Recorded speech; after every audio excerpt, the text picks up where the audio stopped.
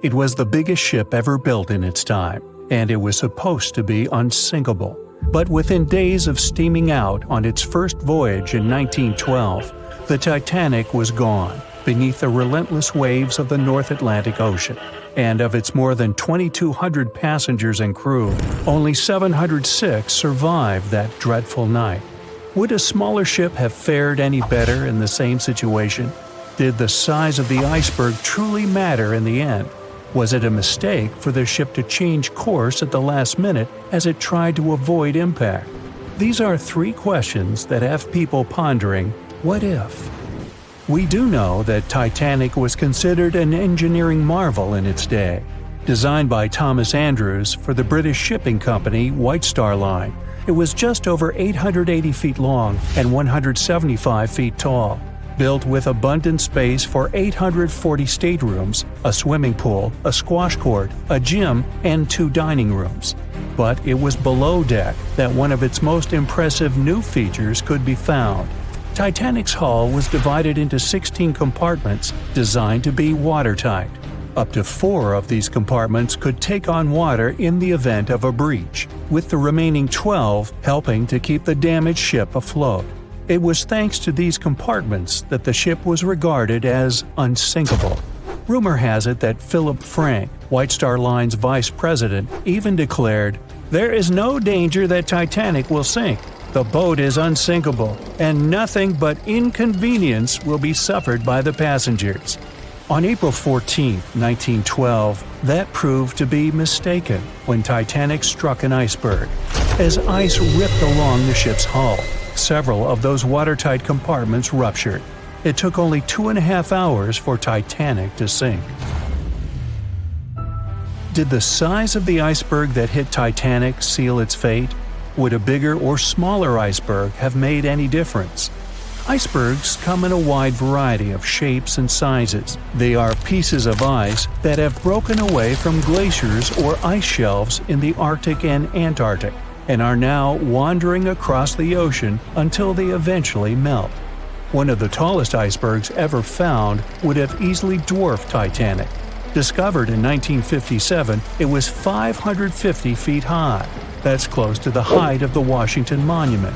Imagine ramming into something that big. Smaller icebergs, though, can turn out just as dangerous. Some are the size of houses and called bergy bits.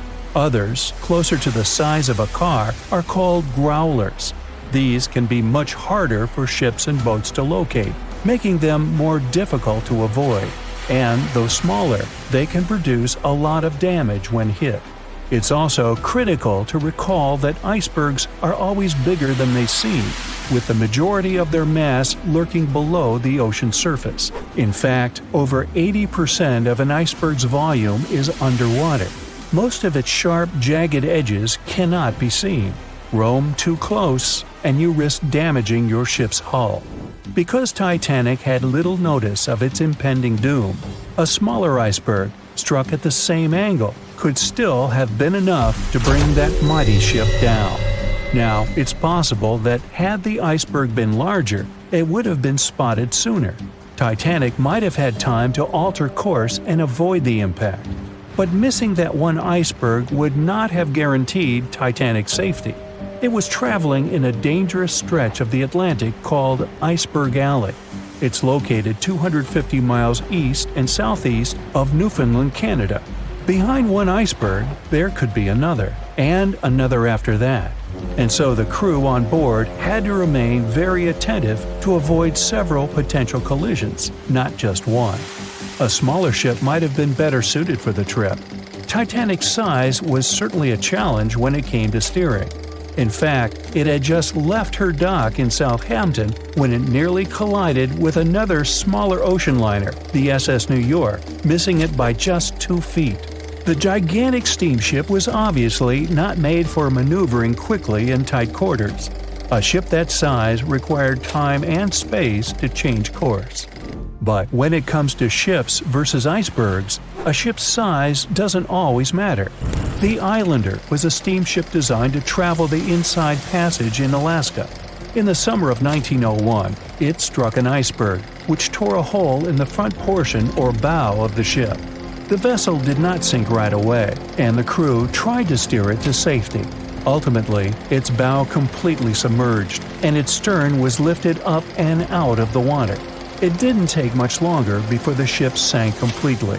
Of the 168 passengers and crew members, 128 survived, and $3 million in gold was lost. Islander had a 240-foot hull, making it almost a quarter of the size of Titanic, and that smaller size didn't seem to be much help in preventing a collision with an iceberg. And then there was the Hans Hedtoft in 1959. Also known as the Little Titanic or the Danish Titanic, it was referred to as the safest ship afloat. It was 272 feet long with 95 people on board. Much like the real Titanic, the Hans Hedtoft was specifically engineered to handle most of what the sea could throw its way. Along with its double steel bottom, it also had an armored bow and 7 watertight compartments. How could such a ship sink? But it could, and it did. It was on its first voyage, returning to Copenhagen, when it ran into trouble. On January 30th, it hit an iceberg. An SOS was sent, but when the Johannes Cross arrived to help, the Hans Hedtoft was nowhere to be found. The only evidence of the ship's existence was a lifebelt that was washed ashore in Iceland 9 months later. Again, the ship's smaller size didn't work in its favor. A smaller size of Titanic wouldn't have guaranteed a safe voyage in 1912. The final what-if concerns the last-minute choice when the iceberg was spotted and the alarm sounded.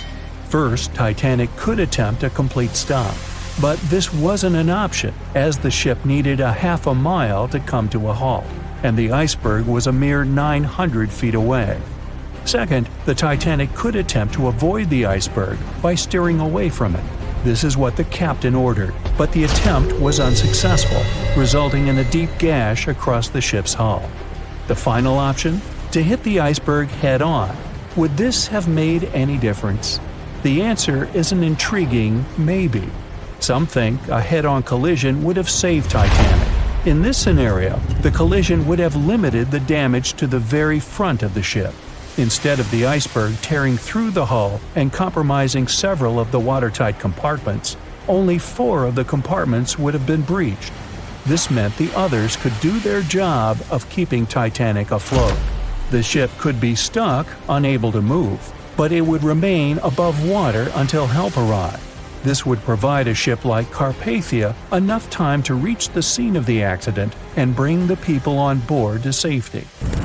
One of the Titanic's designers, Edward Wilding, made a similar claim during an inquiry into the sinking. He argued that most people would have survived a head-on crash, and that Titanic itself would not have sunk. Others disagree, though. First, the special bulkheads on Titanic were designed specifically to protect the ship against collisions with other vessels, not with icebergs. These compartments would crumple upon impact, absorbing some of the force while the other ship absorbed the rest. Though the damage would still be extensive, the remaining bulkheads would keep the ship afloat. But an iceberg does not have the same flex in a collision as you would experience with another ship. Most of the force would be absorbed by Titanic, resulting in greater damage to the ship. Even worse, the impact would be carried through the full length of the ship. Rivets would burst, seams would tear, the compartments would quickly flood, and the ship would sink even faster, resulting in fewer survivors. In any case, as with most what-ifs, we'll never really know the answer. As tragic as Titanic's first and last voyage was, it did result in changes that helped make venturing out to sea much safer. Findings from hearings on the disaster led to the creation of the International Ice Patrol, or ICC, in 1914, an organization that tracks icebergs in the Atlantic and Arctic Oceans to ensure vessels in the area can avoid them. In the US and Britain, ships were obligated to carry enough lifeboats to accommodate every person aboard. Regular lifeboat drills were made mandatory. And finally, the bulkheads on ships were made higher to keep water out, and bottoms were stretched to create double hulls, helping make the compartments truly waterproof. There's no denying that Titanic was a terrible tragedy, but the lessons learned from that night to remember has helped prevent many more. Meet Arthur John Priest. No, he isn't famous for being a painter or for discovering some long-lost treasure. He didn't invent some cool gadget or break any world records. No, Arthur John Priest is famous simply for being unsinkable.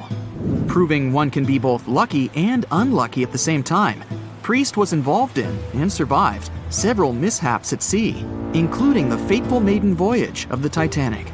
Priest was not a rich man interested in sailing for pleasure. He was part of the working class, employed as a stoker or fireman, stuck for hours within the hot bowels of large steam-powered vessels. His job was dirty and difficult. He was responsible for keeping the furnaces lit, feeding them coal to ensure enough steam was produced for the engines to work. He had to be careful about not overheating the system or setting fire to the whole ship. The furnaces had to be carefully watched and constantly fed. He breathed it all in a while, working and fighting with the sweat and the dirt. He would often work shirtless because of the heat and was always covered in black coal dust. And when he finally had a break, his shared living quarters were nearby in the same part of the ship. He must have been good at his job, though, because he had no trouble finding work. But wherever he went, bad luck seemed to follow. The first incident was a mild one. As a young man, Priest worked on the RMS Asturias. The passenger liner first set sail in 1907, traveling between Southampton in the UK to Buenos Aires in Argentina. At some point during its maiden voyage, the ship suffered a small collision. The damage was bad enough that the ship returned for repairs. Thankfully, there were no reports of any serious injuries. Priest, unfazed, simply went to work on another ship, but his bad luck lingered on the Asturias. In 1914, the Asturias became a hospital ship, helping care for sick men and women around Europe while bringing them home to England. But in March 1917, at just around midnight, the ship was struck by a foreign object. Its hull was breached and the engine room flooded. The captain ordered everyone to abandon the ship, sending crew, patients, and health staff scrambling for the lifeboats. The vessel was still moving, powering through the water because the main controls, located within the flooded engine room, could not be turned off. The captain refused to leave the ship while people were still trying to escape. He was able to aim the Asturias towards Bolt Head, where it finally hit land and couldn't sink. The remaining lifeboats were lowered and the final survivors made it to safety. When they studied the damage on the ship later, the Asturias was declared a total write-off. It might be hard to pin this particular disaster on Priest. After all, he wasn't even on the ship at the time. But it seemed that many of the ships on which he served were destined for trouble. His bad luck followed him to his next job on the RMS Olympic, a massive ocean liner. The Olympic was big. In fact, it had been designed and built as part of the fleet that included the Titanic. But with size came sacrifice. The Olympic was great at moving in one direction, but very difficult to handle when it needed to turn. It was September 1911. The Olympic was trying to alter its course. The Hawk, a smaller ship sailing nearby, didn't give the larger vessel enough room to maneuver, and the two slammed into each other. Because the Hawk was engineered to deal with potential confrontations when out at sea, its reinforced bow tore through the Olympic. Two large gashes appeared on the ocean liner's side. The propeller shaft was badly twisted, and worse, the ship began to take on water. Somehow, the Olympic made it to shore without sinking, and nobody was seriously hurt. Priest had no idea that this was just a small taste of what his future held for him. He next found employment on a brand new ship, a better ship, an unsinkable marvel that was said to be the biggest vessel to have ever been built. Yes, he was going to work on the Titanic. And what a job! It took 29 boilers, requiring 850 tons of coal a day to produce enough steam to power the Titanic. Priest was just one of 150 stokers toiling away in the ship's underbelly, keeping those fires burning day and night. He made around $30 a month. But on April 14, 1912, he would find himself flung from a world of extreme heat to one of blistering cold. At approximately 11:35 p.m., the crew spotted an iceberg. The Titanic tried to avoid it, but the alarm had been sounded too late. 5 minutes later, the two collided. The iceberg tore through the hull, and the once watertight compartments inside were badly ruptured. As the cold Atlantic water flooded in, the ship began to sink. Distress signals were sent, but the closest ship, the Carpathia, was over 3 hours away. In the dark of night and stuck in the middle of nowhere, the crew and passengers panicked. Those who could scrambled for the lifeboats. Others jumped into the icy waters. In total, only 706 survived that terrible night. Priest, at the time of the collision, was down in the ship's lower quarters. He was on break, relaxing from a hard day of work. And as the ship went down, so did his chances of survival. He and his fellow workers were in the most dangerous position on the ship. They had to make their way through a maze of corridors and gangways, some of which were flooded, in a mad dash to the deck. And then they faced the frigid water, jumping in and desperately swimming to safety. The ocean was so cold that Priest even suffered frostbite before finding his way onto a lifeboat. He was one of only 44 stokers to survive that night. After an experience like that, most of us would never set foot on a boat again. But Priest had to work. His next job also ended in disaster. He was offered employment on the HMS Alcantara. It went down in 1916, and Priest was again one of the few to make it to safety. He was badly wounded in the process. But he kept pressing his luck, and his next job as a stoker may have felt eerily familiar. He would be working on a ship built by the same people behind both the Olympic and the Titanic. And this ship, named the Britannic, was the biggest of the three. It was also believed to be a superior vessel, fitted with new safety features after the Titanic sank. For example, it had 48 open lifeboats, 46 of which were the largest ever used on a ship before. 2 of these were even motorized and equipped with special communication devices. The good news? The Britannic survived its first trip without incident. It was already doing better than the Titanic ever did. However, on November 21st, 1916, the Britannic was shaken by a loud explosion while traveling through the key channel in the Aegean Sea. The hull was damaged, and some of the compartments began to fill with water. But, unlike the Titanic, the Britannic had been designed for just such an emergency. It had been fitted with 5 watertight bulkheads. Intact, these would help keep the ship safe and floating for a much longer period of time. But there was one issue. Portholes along the lower decks had foolishly been left open. As the ship tilted, the portholes let in water, which flooded the Britannic and hastened its descent into the sea. This effectively made those watertight bulkheads useless. The ship was going down fast, much faster, in fact, than the Titanic had sunk. 35 of the lifeboats were successfully launched, saving most on board. Of the 1,066 passengers and crew, 1,036 survived.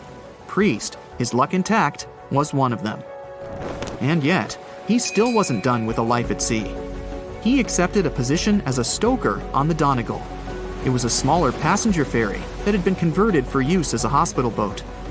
In April 1917, it was struck by a foreign object while fleeing an unsafe situation, and though he suffered from a head injury, Priest was again one of the survivors. It took experiencing 2 collisions and 4 sinkings before Priest was finally ready to retire. In fact, he reportedly said he only gave it up because no one wanted to sail with him. Can you blame them?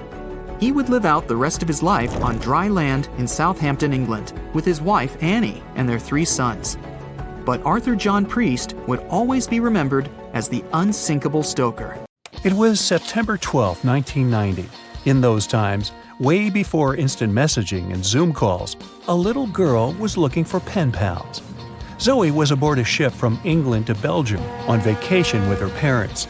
She was only 10 years old at the time, but was a very clever schoolgirl. She took a piece of paper and started putting some words together. She introduced herself, then wrote about how she liked ballet and playing the flute and the piano. Of course, she couldn't help but mention her 2 adored pets, a little hamster she called Sparkle and her fish Speckle. She also put down the address at which she could be reached in case someone was interested in writing back to her. But alas, she was at sea. Who could she send this message to? An interesting idea came to her mind. She carefully placed her letter in a plastic bottle, tightly closed the lid to protect it from the water, and threw it into the sea. The little girl's excitement faded away over the years as she didn't receive a response. Maybe the bottle got stuck somewhere. Maybe it was swallowed by some big, scary sea creature. Or maybe the water actually poked through the plastic cap and destroyed her message. Many years later, on Christmas, a letter for Zoe was received at her parents' house under her maiden name. The postage signaled that the message was from Europe. It was from a Dutch couple, Piet and Jacqueline Leteau, who had found her delicate bottle and were very considerate to write back.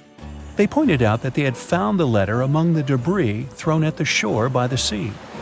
Zoe's letter had been stranded for a staggering 23 years at sea and traveled for more than 350 miles to reach its final destination near Rotterdam in the Netherlands. That's quite a voyage for a small plastic bottle. A story similar to that of Zoe is the strange connection between two little boys. A little German boy named Frank Uzbek was on a boat traveling to Denmark when he got the same idea as Zoe. He was 5 years old at the time he put together a message and threw it into the unknown. The year was 1987. He got his response years later when he was 29. His letter, just like the one Zoe would send a couple of years later, had been at sea for 24 years. His message was found by a boy named Daniel Korotkin while he was on a walk with his parents on the Koronian Spit near the Baltic Sea. Daniel was lucky that his father knew enough German to translate the message. The unlikely friends eventually met via video call in 2011. Not all message-in-a-bottle stories have been explained away. In 2013, a Croatian surfer came across a damaged bottle while near the Adriatic Sea. The message it contained dated back to 1985, and it was from a man named Jonathan. The sender was eager for his letter to reach a woman named Mary, and he also expressed his keenness for her to respond. Since the letter was supposedly sent from Nova Scotia, the bottle had to have traveled a mind-boggling 3,700 miles. The message went from the Atlantic Ocean, entered the Mediterranean Sea, and reached the Adriatic shores in Croatia. The identities of neither John nor Mary were ever discovered. There are also messages in a bottle with wonderful love stories to share. This was the case for Ake and Paulina Viking. When Ake, a lonely Swedish sailor, placed a letter in a bottle and threw it in the Mediterranean Sea, he had no idea the piece of paper would eventually reach his future wife. This was in the early 1950s. The bottle was found by an Italian man who was inspired enough to give it to his niece, Paulina. After a year of back-and-forth letters being exchanged, Ake and Paulina eventually met and got married. Having decided to share their story with the world, they became somewhat of a celebrity couple for the time. They even shared video footage of their wedding with the world, and their story was featured in a bunch of newspapers. This fortunate event started a movement between young people looking for love, increasing the number of messages being thrown out at sea in search of a fairy tale ending. Not all the stories that started out like this eventually worked out, though. In 1945, an American named Frank Hayostak placed a similar message to that of Ake's in a bottle and threw it in the waters. Almost a year later, his letter was found by an Irish woman. Her name was Brenda O'Sullivan. Their years of correspondence soon caught the attention of the media at the time, but their friendship never flourished because of the added pressure. They eventually met in person when Frank traveled to Ireland, but he didn't stay for long, and they eventually got out of touch with each other. After Titanic met its strange ending, many bottles containing secret messages started to surface. Almost all of them proved to be counterfeited, apart from one letter. Years after Titanic had sunk in the icy Atlantic waters, a bottle was found on the Irish shores. It was supposedly from a man named Jeremiah Burke, and to this day, it is considered to be the only genuine message in a bottle originating from Titanic. The piece of paper simply stated the sender's name and the location, the Titanic, accompanied by the word goodbye. Since the date has washed away, it's difficult to estimate whether the note was sent before or after the ship had hit the iceberg. The common understanding is, however, that since Jeremiah was looking to relocate to the U.S., He was merely sending his last symbolic regards to his family and friends back in Ireland. This simple way of meeting and sometimes corresponding with people has turned into a hobby for a man from a Canadian province named Prince Edward Island, located east of the U.S. state of Maine. This man, Harold Hackett, claims to have sent over 4,000 bottles into the Atlantic Ocean since 1996. He also claims to have received many responses from all over the world, including letters from people in Europe, like France and Germany, but also from the Bahamas or even Africa. This unlikely pastime earns him about 150 Christmas cards from his pen pals each year. To this day, he refuses to add his phone number to any of his letters. This way, he ensures that if people ever want to contact him, the only means of doing so is via a written letter. He's also studied the best times to send the messages in the water based on the direction of the winds and the currents. Now, some bottles spend a whole lifetime at sea after being cast away by their sender. It was the case for a British man that wrote a message and placed it into a bottle before throwing it in the English Channel in 1914.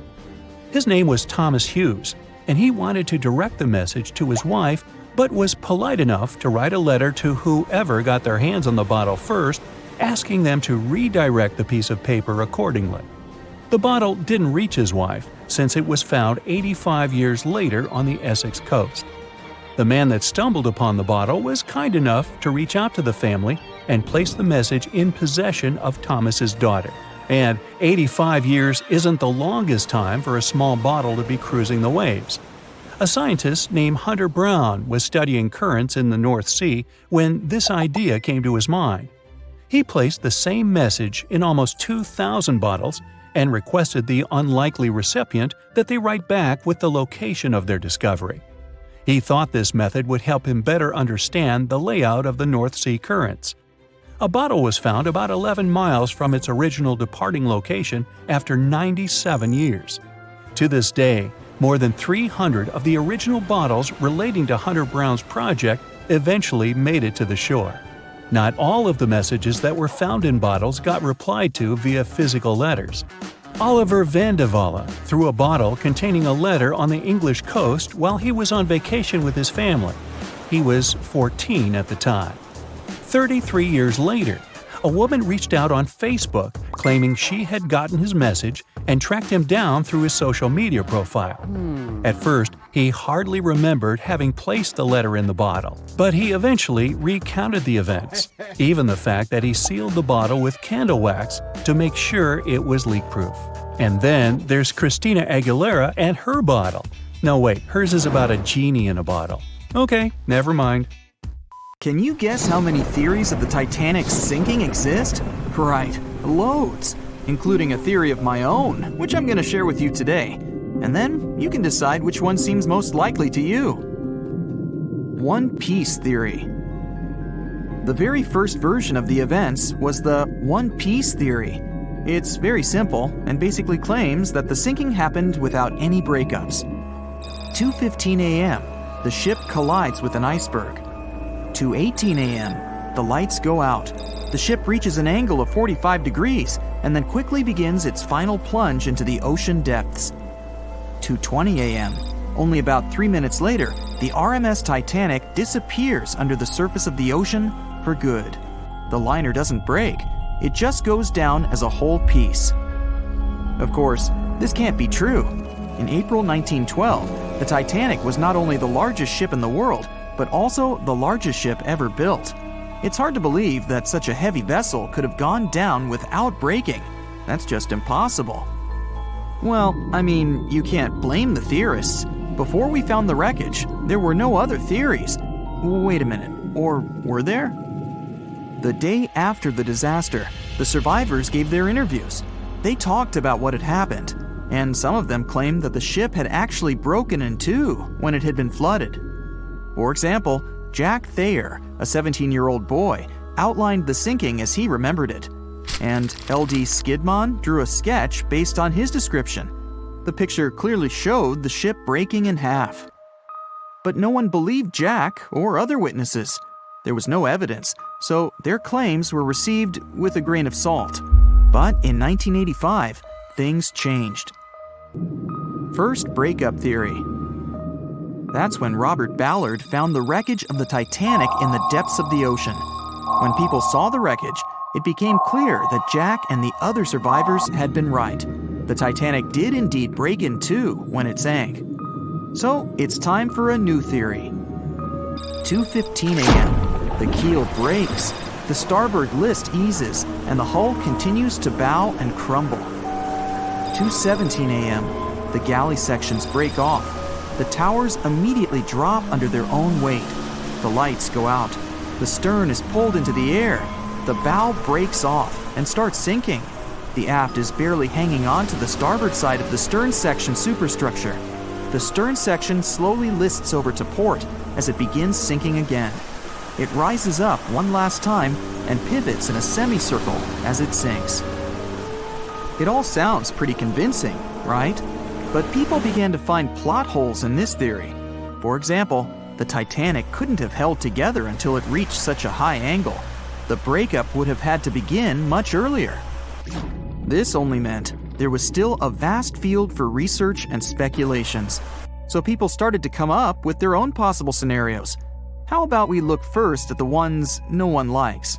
V-brake and Aaron 1912 V-brake. According to the first breakup theory, the Titanic reached a high angle, and the weight of its unsupported stern caused it to crack from the top down. But it's physically impossible. So, are there any other ideas? In 2006, Roger Long, a naval architect, decided to research a so-called V theory. 2:17 a.m. The breakup begins at a shallow angle, perhaps as little as 11 degrees. The upper structure fails and starts to crack. At this moment, only its double bottom is holding the Titanic together, but it starts to bend under the strain too, failing the ship. Water is pouring through the crack. It increases the weight in between the two sections, bending the Titanic the other way and pulling it into shape somewhat resemblant to the letter V. The upper decks get mangled and bent together. The bow heads for the bottom, and the stern is the last to sink. This theory has since been disproven many times, though. Roger Long believed it because the broken edges of the upper decks in the Titanic's bow section were all mangled and crushed. However, we have learned that it happened because of the so-called hydraulic downburst, the force of the water crashing into the deck as the Titanic hit the ocean floor. Another V-brake theory states that the bow had risen out of the water after the break. This theory was mainly peddled by one former Titanic enthusiast. But not only has this theory been proved to be physically impossible due to the bow's incredible mass, it was also inspired by incorrect information. Remember Jack Thayer? Well, it was based on his sketch and the words of a couple of passengers. But the truth is, none of them had ever seen the Titanic break down like this. Jack himself even stated in an interview that the sketch was completely out of context to what he had actually seen. It was drawn by a passenger on the Carpathia, the ship that received the Titanic's distress signal and came to its aid. It couldn't be used as evidence. Now that we know this, let's move on to the theories that most people believe in. James Cameron's banana peel theory. Who hasn't seen the legendary movie about the Titanic, right? It became the leader of the 70th Academy Awards ceremony in the number of nominations and awards, and deservedly so. But did you know that James Cameron had been interested in the Titanic for many years and studied the ship's history? His books and research are very detailed, and he even came up with his own version of the events. It's called the banana split theory, and this is actually what you could see in the movie. Here's how it goes. The Titanic reaches a 23-degree angle and fractures down to the keel. The double bottom acts as a hinge as the stern falls down. When the double bottom fails, the bow and the stern separate. The stern lists to port, standing vertically, and then begins to go underwater. This theory is the most scientifically accurate one, along with Roy Mengott's theory. Wait, who's Roy Mengott? Mengott theory. Roy Mengott was an engineer who came up with the most plausible theory for the time being. 2:17 a.m. The lights go out on the Titanic. At this moment, the ship is at an angle of 20 to 23 degrees. Suddenly, the vessel snaps in two just around the third funnel. It causes the stern to settle into the water. The keel fails first. The draft and lower hull are crushed and break apart.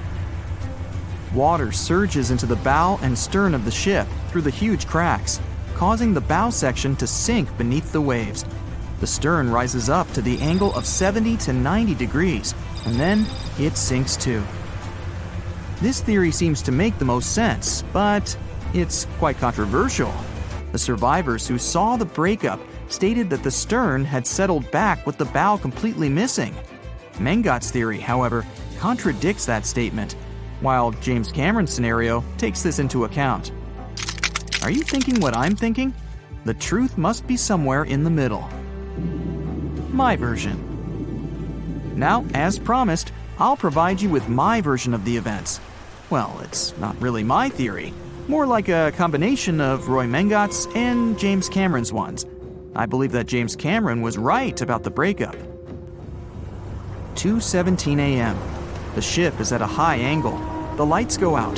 Then it snaps into two pieces. The bow starts sinking. The double bottom is still attached to the stern for a minute or so. Once the double bottom fails, the two parts separate and the bow goes down. Then, as Mengott said, the stern rises up at a high angle, and then it begins to sink vertically. It might have actually happened because the survivors stated that they had seen a clean break. This means it couldn't be hidden. And they had also seen the stern staying vertically in the air for a long enough time, probably a few minutes, before disappearing. Anyways, all of these are just speculations. Regardless of how the Titanic broke apart and sank, it was a great tragedy. It's already been 110 years since the Titanic collided with an iceberg and sank. Did you know that in 2022, the Blue Star Line Company is completing the construction of an exact replica of the Titanic? Called the Titanic II liner, the ship will be sent sailing along the same route with 2,400 people on board. Let's hope that everything goes well for them. April 14, 1912. The dark night was filled with horrible sounds of a giant metal vessel breaking into two. The largest ship of that time collided with an iceberg that was on its way. The Titanic, one of the biggest stories of the 20th century that people still talk about. The starboard side of the giant vessel brushed up against the iceberg. It was 11:40 p.m. when things started going wrong. This iceberg caused enough damage for at least 5 watertight compartments in the hull to start filling with water. The crew immediately began a brief investigation to see if they could do anything and fix things. They had no one to rely on, all alone in the darkness of the cold night, far away from the land, the North Atlantic Ocean, around 400 miles south of Newfoundland, Canada. They needed time to figure out how to bring people to safety. They had some time, true, but not enough. If you watched the movie, you know the ship didn't plunge immediately after the icy doom had happened. The whole process lasted a good 2 hours and 40 minutes. But the situation was hard. There were 2,200 people to take care of, including crew and passengers, and things happening on the ship were chaotic. The chief designer, Thomas Andrews, soon realized they wouldn't be able to stay afloat. By midnight, the entire crew had begun preparing the lifeboats for launch. They had 20 boats with space for only 1,178 people, which was just a bit more than 50% of the people on board. The order was to get women and children to safety first. Crewmen were there to row and guide the boats. The scene over the next 2 hours gradually started escalating. The crew members had a task to wake up passengers and warn them something bad was happening. They wanted to place them into a fleet of lifeboats as soon as possible. At 12:15 a.m., some crew members sent out a distress signal. A steamship called Frankfurt was among the first ones that received the message and responded, but they were about 170 nautical miles away. Some other ships also got the message and offered their assistance, but sadly, they were too far away as well. At 12:20 a.m., the Cunard liner Carpathia got a distress signal from the Titanic and changed its course right away. They were 58 miles away at the time, and it would take them more than 3 hours to get there. 20 minutes later, the crew was lowering the first lifeboat. It was carrying only 27 passengers, although it had room for 65. Many of the lifeboats that were launched first were well below capacity. Crew members were worried, thinking the Davids wouldn't be able to hold a fully loaded lifeboat. And in the beginning, many passengers were just too afraid to leave the ship. They still thought Titanic was unsinkable and couldn't imagine the scenario that was going to happen 1 to 2 hours later. The crew was firing the first of 8 distress rockets. Unsuccessful. No one was close enough to help. By 1:20 a.m., they lowered 10 lifeboats. Number 8 had only 28 people in it. One of the passengers on the number 10 was 9-week-old Melvina Dean. She would later become the last survivor who lived until 2009 and turned 97. It was 2 a.m. already. 3 of the collapsible boats were the only lifeboats that remained on the ship. The bow of the vessel had sunk low and had tipped far under the surface. People around it could now clearly see stern propellers above the water. Crew members were lowering collapsible lifeboat D from the roof of the officers' quarters with over 20 passengers in it. As the ship's bow went under, the water was washing collapsible A from the deck. Those 20 people were struggling because their boat was partly filled with water. As crew members were trying to release collapsible B, it fell. Before they righted it, the water swept it off the ship. 30 passengers still managed to find safety on the overturned lifeboat. At 2:17 a.m., the ship's wireless operator decided to transmit one last distress call. A minute later, the light on the ship finally went out. Titanic and all left on board plunged into darkness. The bow continued to sink, and the stern was rising higher above the surface, which placed great strain on the midsection. Horrible sounds were filling the night. Titanic, this massive, legendary ship so many people placed their hopes in and were excited about, broke into 2 between the 3rd and 4th funnels. Reports would speculate it took about 6 minutes for the bow section to reach the ocean bottom. The stern settled back in the water before it rose again into a vertical position. It remained in this situation until it finally disappeared into the ocean. At 2:20 a.m., the stern apparently retained air inside, and water pressure crushed it as it went down. The stern landed about 2,000 feet away from the bow. People consider the Titanic the fastest ship in the world. They thought it was unsinkable because 4 of its compartments could be flooded, and that still wouldn't cause a critical loss of buoyancy. Its life was problematic since its beginning. While the ship was leaving port, it moved within a couple of feet of the steamer New York. It managed to safely pass by, which was a huge relief for all those worried passengers massed on the ship's decks. Titanic sailed off on the 10th of April. Its first journey was across the highly competitive Atlantic route. On the launch day, the Titanic became the biggest movable object in the history of humankind, 882 feet long, 92 feet wide.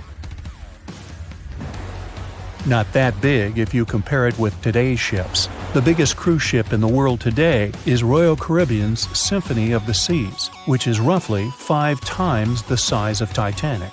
If you put that ship in a vertical position, it would be nearly as tall as the Empire State Building, which is 1,250 feet without antennas. But Titanic was a huge attraction back in its time. At one moment of their journey, they stopped in France, after which they made another stop in Ireland. Once the final passengers boarded, the massive ship set out at full speed for their final destination, New York City. 4 days after the beginning of its journey, Titanic failed to divert its course from a huge iceberg, the story we all know about. Only 700 people survived, and most of them were women and children. The night was extremely cold, 1 hour and 20 minutes after Titanic had gone down to the bottom of the ocean. Survivors weren't even sure someone was coming to save them. Finally, they saw the light. It was Carpathia coming towards them. They came for the people in the lifeboats. The crew brought them aboard and pulled a handful of other passengers out of the water. Many ships tried to contact Titanic a few hours after it sank. Their messages were never returned. Later, when there was an investigation of what really happened, they discovered the Leyland liner California had been less than 20 miles away when Titanic was sinking. But the crew didn't hear the distress signals coming from Titanic because their radio operator was off duty. Countries from both sides of the Atlantic were shocked and horrified when they heard details of what happened to Titanic. They decided to make changes to ship operations, rules that would help avoid such events in the future. They held the first International Convention for Safety of Life at Sea, where they adopted rules for every ship to have lifeboat space for each passenger on board. Also, lifeboat drills became mandatory. They also decided to establish an international ice patrol. Its main role was to monitor icebergs in the North Atlantic shipping lanes. Ships also needed to maintain a 24-hour radio watch. Titanic wasn't built alone. Because of the size of this magnificent ship and all the new equipment it required, it would have been too expensive as a one-off. So the team built the Titanic alongside 2 sister ships, and both of them had eventful lifetimes. RMS Olympic came first. It was launched in 1910, and for a whole year was the biggest liner in the world. The Britannic was another sister ship that sailed for a while before it too ended down on the ocean bottom. But only Titanic became a legend and one of the most fascinating stories of modern history. We know Titanic from so many stories, even a movie, but now we have its first full-sized digital scan. And nope, it's not like those models from before, where we mostly imagined what the ship was supposed to be like. This time we got a real digital scan. A team of experts really mapped the deep-sea floor around the Titanic together with the ship itself. We basically got a 3D view of the entire wreck, which is like going deep down beneath the ocean's surface and seeing Titanic as if all the water has been drained away. So, the story of the wreck started in 1985, 73 years after the Titanic went down. The explorer named Robert Ballard stumbled upon it somewhere between 2 submarines that also went down in that area. He was actually on a different task back then, so he didn't even have time to explore the ship properly. But as he was searching for the submarines, he realized how ocean currents affect sinking debris. He noticed the heaviest object sank quickly and left a trail of debris behind, the trail that followed the currents. Using this knowledge, Ballard made a hypothesis the Titanic had broken in two and left a debris trail as it sank. Before he found the wreck, everyone thought the ship just went down in one piece after hitting an iceberg. So everyone knew where the ship was so the adventure could start, or not. It was hard to explore it. The ship is enormous, and the dark depths of the ocean make it really difficult to capture its whole body in one go. So we mostly relied on glimpses of the decaying ship, and had to settle with teasing scattered parts of the whole picture and filling it up with speculations and stories. But in the summer of 2022, we finally got something different. A team of experts from Magellan Loaded, a company specializing in mapping the deep sea, teamed up with Atlantic Productions, who were making a documentary about the project. They embarked on a mission to capture the complete view of the Titanic. They used submersibles. Those are vehicles that go underwater, remotely controlled by a team of skilled explorers. These submersibles dove deep into the ocean. It wasn't an easy job. They spent over 200 hours collecting information about the entire length and breadth of the wreck. It was like a real-life treasure hunt. But instead of finding gold and jewels, they took something even more precious. Over 700,000 images of the Titanic from every angle possible. Yup, they took photos of every tiny part of the ship, even the not-so-interesting bits most of us would usually skip. Even mapping the muddy parts was an important part, because it helped fill in the gaps between the more exciting things they discovered. And this was a way for all of us to finally get a detailed 3D reconstruction. Even though it's been more than 100 years, you can still recognize the bow of the Titanic, covered in rust that hangs down like stalactites. On top of the bow is the boat deck, where a big hole gives us a glimpse into the empty space where the grand staircase once stood, like a window into the ship's glamorous past. Its stern is now a wild mess of twisted metal. As the Titanic went down, this part collapsed and spiraled into the seabed. The bow and the stern ended up separated by about 2,600 feet. There's a vast field of debris surrounding this giant, stuck on the seafloor. This debris is like a scattered treasure trove, full of intricate metalwork from the ship, statues, and even unopened champagne bottles. There are also personal belongings that went down together with the ship, like dozens of shoes resting across the seafloor. It was a tough task to do, go down and take all those pictures. It may not sound that hard at first, considering it was the vehicle that really immersed itself into such deep parts of the ocean, not the people. But studying the ocean is hard. We haven't explored, mapped, or even seen over 80% of it. The conditions are harsh, and the pressure becomes more intense the deeper you go. And their vehicle had to dive down to nearly 13,120 feet below the surface. That's like 12 Eiffel Towers stacked on top of each other. Plus, you have strong currents in that area, so it was probably like trying to navigate through a watery maze. And submersibles weren't supposed to touch anything. Even the slightest wrong step can damage the wreck that was already so fragile. It seems like the Titanic is frozen in time, so it will always be there waiting for us. But in reality, it's slowly disappearing. It's pretty obvious that the ocean water ruined it considering how long it has been down there. But it's not just that. The wreck itself has become a home for a specific type of bacteria Halomonas titanicae that even got named after the famous ship. These bacteria have a special ability. They can survive inside rusty formations known as rusticles. They kind of look like icicles, those spikes of ice that form when water falls from something and freezes. These bacteria have a taste for iron, which is abundant in the ship's hull. For them, it's like a real buffet down there. And as time goes by, these bacteria will keep eating away at the iron in the ship, bit by bit, until one day, the feast comes to an end and the whole ship is gone. It's like a slow but steady recycling process.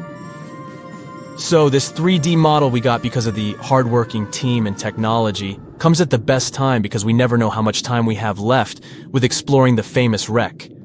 This time we might even understand the collision with the iceberg better. You know how movies always show the Titanic hitting the iceberg on its right side? Well, we can't even be certain about that. The scans could help us figure out if the ship actually grounded on the iceberg, like getting stuck on it. We can study the stern and analyze how the Titanic struck the seafloor.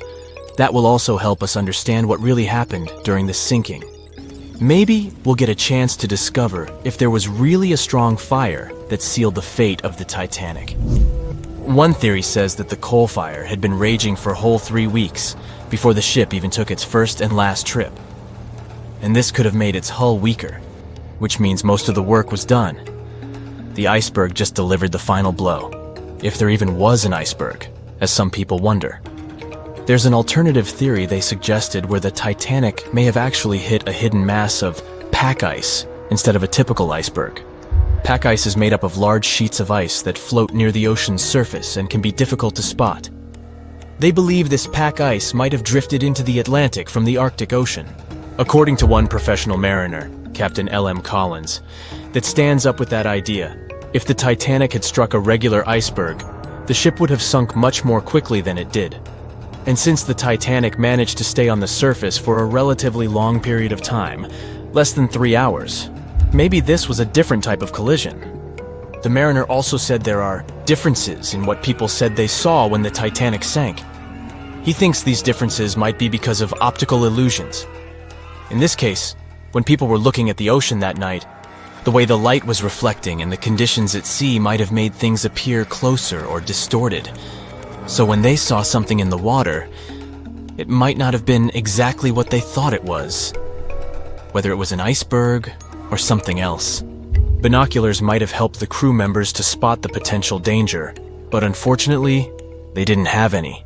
It appears they were locked inside a cabinet, and no one knew where the key was.